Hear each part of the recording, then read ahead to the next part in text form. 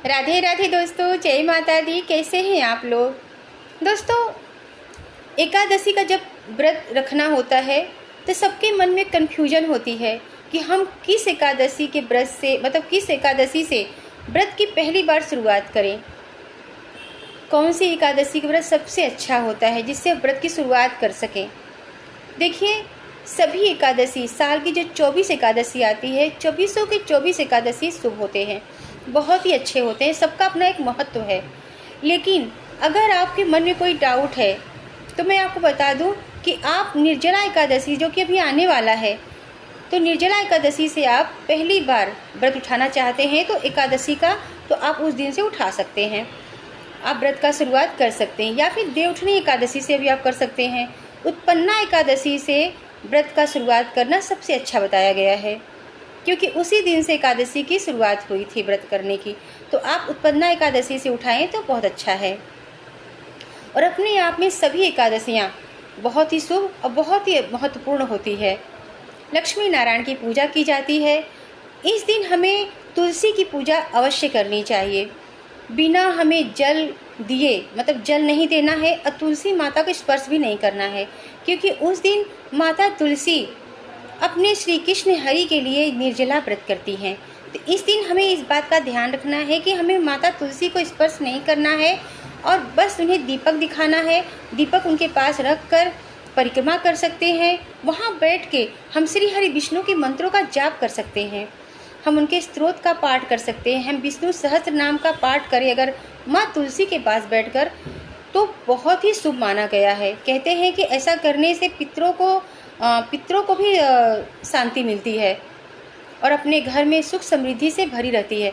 तो इस बात का ध्यान रखें कि हमें तुलसी माँ के पास बैठकर श्री हरि विष्णु के मंत्रों का जाप करना चाहिए, उनकी स्तुति का पाठ करना चाहिए। इस सब करने से, इन सब कार्यों से माता तुलसी की प्रसन्नता प्राप्त होती है, श्री हरि विष्णु की प्रसन्नता प्राप्त होती है।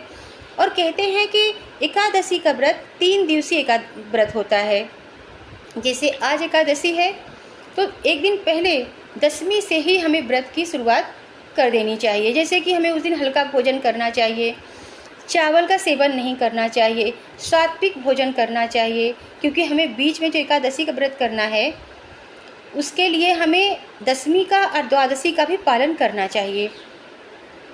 तो दशमी के दिन हमें सात्विक भोजन लेना है, चावल नहीं लेना है और ब्रह्मचर्य का पालन करना है। इस तरह से अगर हम करते हैं तब जाके हम एकादशी का व्रत करते हैं।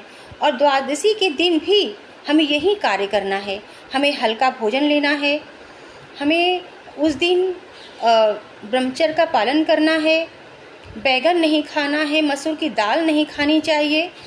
इस तरह से जब हम करते हैं तब जाके बीच के एकादशी जो व्रत होता है, ये हमारे व्रत की पालन होता है। तब हम व्रत को संपूर्ण रूप से हम एकादशी का व्रत करते हैं। तो आप इस बात का ध्यान रखें कि जब भी आप एकादशी व्रत को शुरुआत करते हैं तो इन सब बातों का भी ध्यान रखना जरूरी है कि यह व्रत हमें 3 दिवसीय व्रत के तरह करना है। हमें एक दिन बीच में जो एकादशी का व्रत करना है, दशमी और द्वादशी का भी पालन करना है। और पारण हमें जो बताया जाता है, पारण का जो समय होता है, हमें उसी समय पारण करना चाहिए। तब जाके हमें एकादशी के फलों की प्राप्ति होती है, व्रत की फलों की प्राप्ति होती है। यह व्रत हम भगवान विष्णु की प्रसन्नता के लिए करते हैं। सारे व्रत तो हम अपने लिए करते हैं, लेकिन यह व्रत हमें भगवान की खुशी के लिए करना चाहिए, उनकी प्रसन्नता के लिए करनी चाहिए। तो इस तरह से एकादशी का व्रत करना चाहिए। और शुरुआत तो मैंने बताया आपको कि जैसे करना है उस तरह से करें, वैसे आप कभी भी एकादशी के व्रत का शुरुआत कर सकते हैं।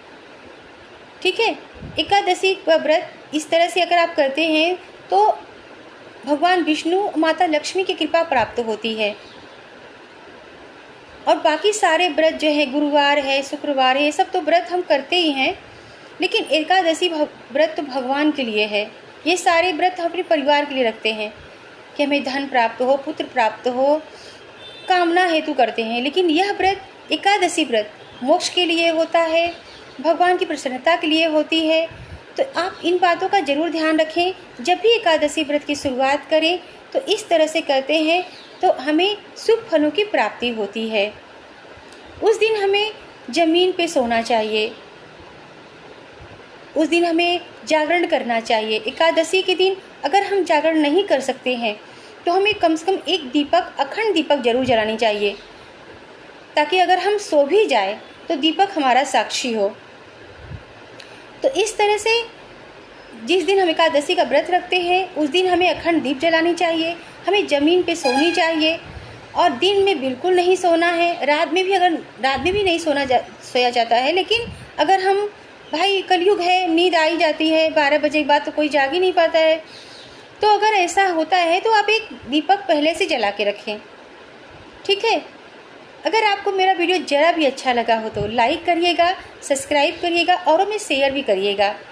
जय माता दी, जय श्री कृष्ण।